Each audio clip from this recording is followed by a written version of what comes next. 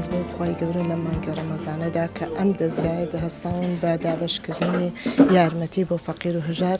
من کچەکەم نەخۆشی هیوایە 3 ساڵە عیلاجی گرانی بۆ کڕم 3 مناڵە هەیە دانێکیان نەخۆشە پیا وازی لێ هێناوە 3 ساڵە.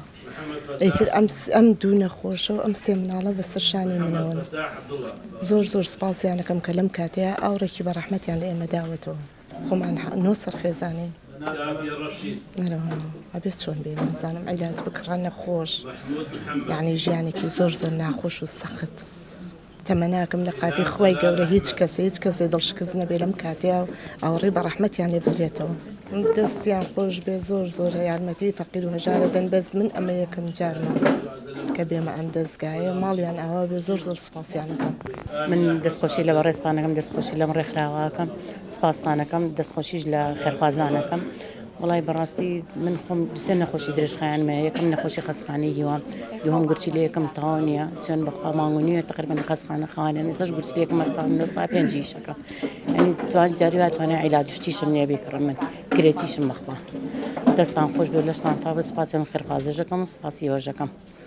تۆ نەخۆش بیت و لەلای 3-4 نەخۆشی بە لەلای عیلاج کرد لەلای کرێکی بیت و ماڵ و مناڵ و ئەیت خواردنە پێداویستی ماڵ و ئیتر لەکوێ توانیت هەرێگەرم هاوکاریانە نەبێ ماڵیان ئەوەی دەستیان خۆش بێ بنیام ناتوانیانین بێت.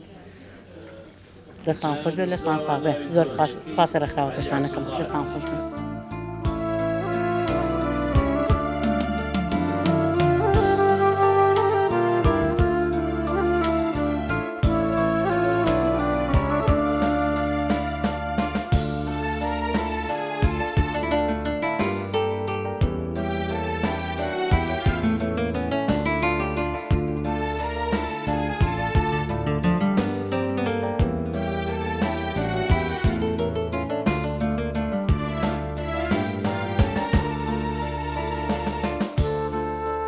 سپاسی خواکەم و زۆر سپاس بۆ دەستگای بەخشین.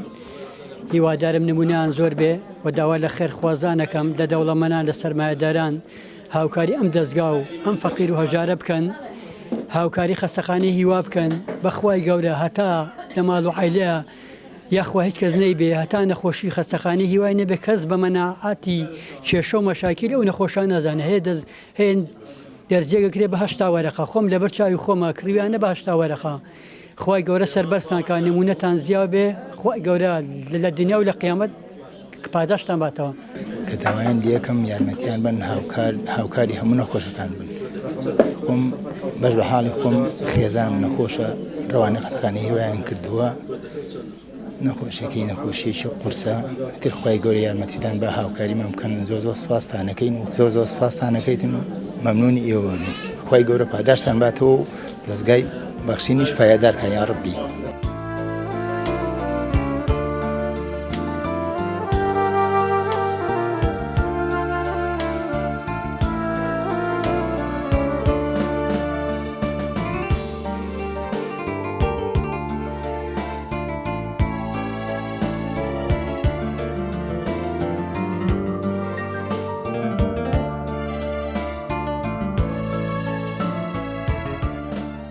ئێمە زۆر سپاسی دەستگای خێرخوازی بەخشینەکەین کەوا ساڵانە هەڵدەسێ بە پرۆسەی دابشکردنی یارمەتی بۆ نەخۆشخانەی هیوا و پێشمان خۆشی ئێمە دایم ئەم هاوکاریانە بۆ ئینسانێ بێ یا بۆ نەخۆشێکی مستاق بێ. بۆ نمونە زەلامەیە یا نەپەر هەیە نەخۆشەیە لەگەڵ منایە دەرزەکانی لە 3 وەرەقە بۆ 5 وەرەقە توانای کڕیری نییە بەڵام لەخوای گەورە بەزیابێ ئەم هاوکارەی بەخشین تا ڕادەیەگە ئەرکی سەرشانی کەم کردوتەوە و توانیوێتی ئەو خەمەی سەرشانی تا فترەیەک بڕێوێنێتەوە. ئێمە زۆر سپاسی دەستگای خێرخوازی بەخشینەکەین کە چاوی لە نەخۆشخانەی هیوا و بێباوکان و بێسەرپەرشتان و هەتا کەمەندامانیشە و ماڵە هەژارەکانیشە. خوای گەورە پایداریان کا و داواکارم لە خوای گەورە ئەم دەستگایە بەرەو پێش و بەرەو پێشچوون چێ و ئینشاءالله دوعای خێریان بۆکەین لە هەموو ڕوویەکە و دەستی ئەو برایانەیش خۆش بێ و ئێمە زۆر سپاسیانەکەین.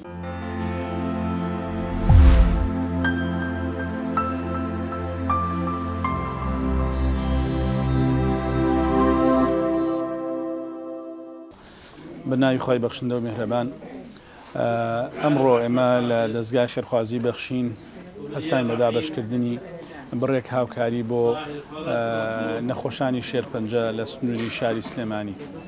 وەکو نەریتێکی ساڵانە دەستگای بەخشینی خێرخوازی لە مانگی ڕەمەزانە هەڵدەستێ بە پێشکەشکردنی کۆمەڵێک پاکێج بۆ خەڵکی خواپێدا و دەوڵەمەنەکان کە لە ڕێگەی دەستگای خێرخوازی بەخشینەوە هاوکارەکانم بێنن بەو چین و توێژانەی کە ناوەکانیان لە دەستگای بەخشینی خێرخوازی دەنووسێت یان لە ڕێکخراوە پیشەیە کە مەندانیەکان ناوەکان خەڵکانێک کە شایستەی هاوکاریکردن ناوەکانیان وەردەگیرێ.